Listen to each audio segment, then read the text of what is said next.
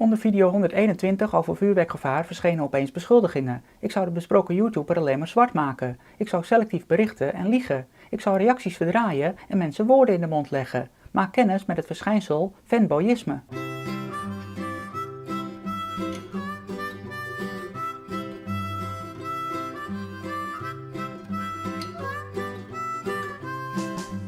Beschuldigingen worden vaak binnen 5 seconden gedaan zonder na te denken. Blijkbaar denkt de dader dat mijn video's ook in 5 seconden worden gemaakt en dat ik binnen 5 seconden met een excuus kom en het verwijderen van de video. Nee dus, aan een publicatie gaat een professionele procedure vooraf. Ik onderzoek en kijk naar de maatschappelijke relevantie. Ik maak een afweging met betrekking tot het publiceren van gegevens en de nuance, om zo min mogelijk schade aan te richten. Fanboys hebben daar echter geen boodschap aan. Ik zit per definitie fout. Ik bespreek 10 van hun gedragingen waarvoor je ze wat mij betreft meteen mag blokken. 1. Beschuldiging is feit. Ze beginnen al met de aanname dat hun beschuldiging de waarheid is. Daar mag je niet aan twijfelen, dat mag je niet ter discussie stellen. Hun beschuldiging is een feit, dat hebben ze immers net gezegd. Dat betekent dat ook alles wat ze daarna zeggen de waarheid is. En alles wat jij zegt een leugen. Dan weet je al meteen dat je te maken hebt met een idioot. 2. Selectief liegen. Fanboys maken heel makkelijk het verwijt dat ik alleen maar vertel wat ik wil. Ja, dat klopt. Elke videomaker of tekstschrijver maakt zijn eigen keuze. Elke publicatie is een selectie. Dan roepen ze dat ik ook de goede dingen moet vertellen over de persoon die ik bespreek. Ten eerste doet vrijwel niemand dat en ten tweede is dat dan juist die afweging waar ik het net over had. Des te erger de misdaad is, bijvoorbeeld omdat er veel kinderen in gevaar worden gebracht, des te kleiner is de kans dat er ook goede dingen over de dader worden verteld. Dat is dan namelijk helemaal niet meer relevant. 3. Feiten ontkennen. Er zijn serieus veel mensen die denken dat ze feiten en bewijzen kunnen ontkrachten door simpelweg te ontkennen. Als ik 5 screenshots opneem met mijn video en ze 5 keer roepen dat het onzin is, dan concluderen ze dus dat mijn video niet onderbouwd is.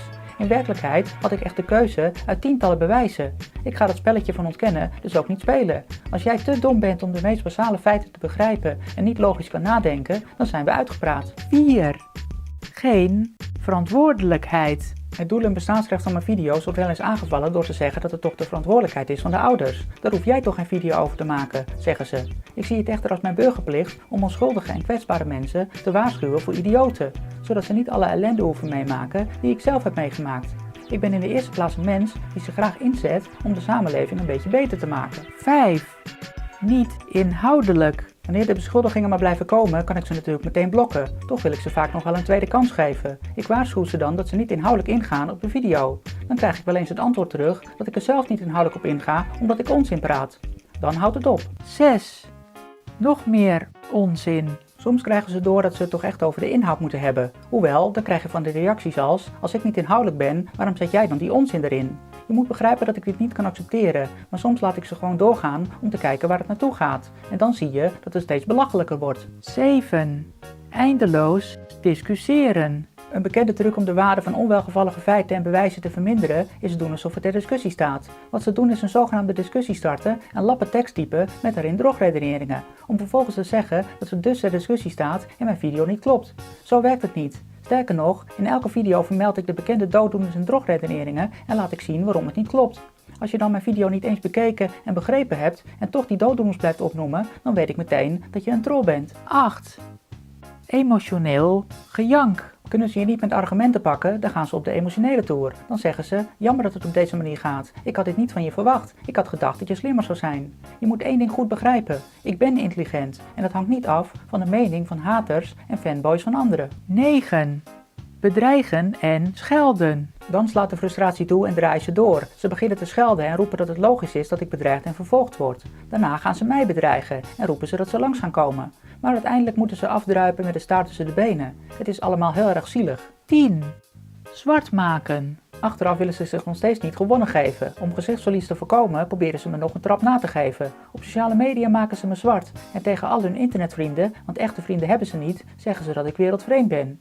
Eigenlijk heb ik medelijden met dit soort mensen. Het is gewoon heel erg triest. Wat zijn dat voor mensen die zo reageren? Ze zijn altijd anoniem, laf en kinderachtig. Soms vind je wel eens een Twitter of Facebook account en dan ontdek je wel eens wat. Dan zie je dat ze de hele dag anderen aan het uitschelden zijn. Geen wonder dat ze hun vriend verdedigen die precies hetzelfde doet. Dan zie je een volwassen man die met zijn dronken kop in zijn auto gaat rijden, een ongeluk veroorzaakt en zijn rijbewijs kwijtraakt. Dit soort idioten kunnen ook jou doodrijden. Geen wonder dat ze scheid hebben aan de veiligheid van kinderen. Dit zijn gevaarlijke mensen zonder zelfreflectie. Onthoud daarom wat ik al vaker gezegd heb. Je wordt altijd aangereden door een strontkar, nooit door een mooie Ferrari.